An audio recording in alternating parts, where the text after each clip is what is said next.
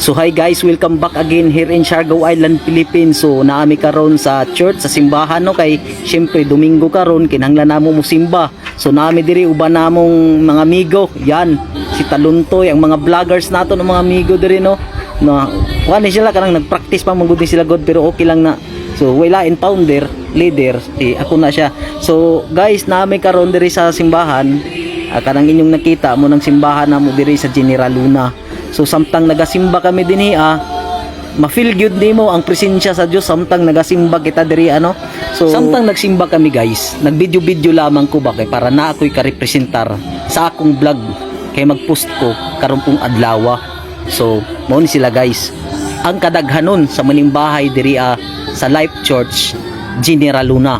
Samtang nagsimba guys, syempre mamati pud kita og mga manindot na mga alawiton ba mo ning gitawag nga mga psalmist, mga manindot na mga alawiton na kinahanglan nato mabatian kay syempre simbahan man mamati gyud tag mga pag-awit diha sa atong buhi nga Dios no. Og syempre mga gwapo ug gwapa ning atong mga musikero diri no, ang atong mga psalmist ba, mga ulitaw mga gwapa gyud ni sila kay syempre nindot man pod nang gwapo pa ka, nindot pa ka mo kanta. Ubanan pa sa matignaw nga klima diri sa sulod no, kay syempre grabe kadaghan aircon diri sa sulod.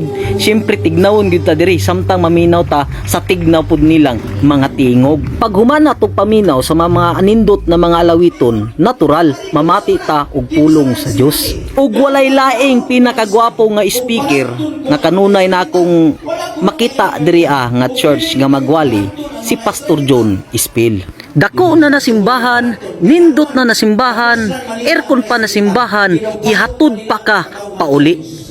Og nga apay mga leaders na maabi-abihon, og abtek mo serbisyo. Mo nang musimba gyud kita matag Domingo.